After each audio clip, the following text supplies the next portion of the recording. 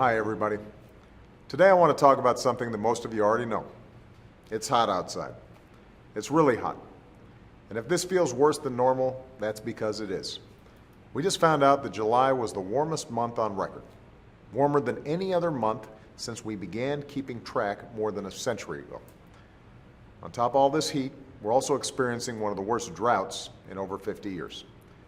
Almost a quarter of the continental United States is facing what we call extreme or exceptional drought, with states like Nebraska, Kansas, Missouri, Oklahoma, and Arkansas getting hit harder than most.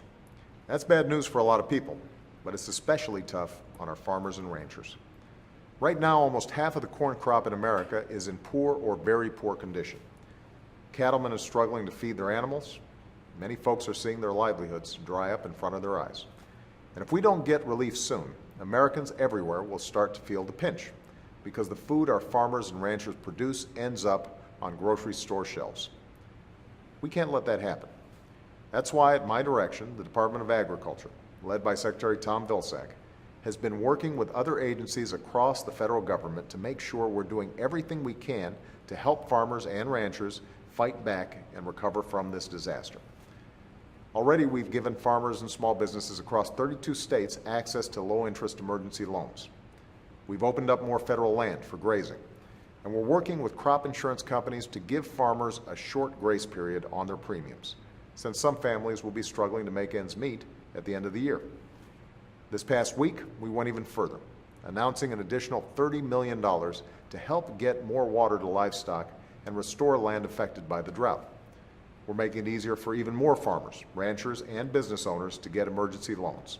And the Department of Transportation is helping more truck drivers deliver supplies to states that need them the most.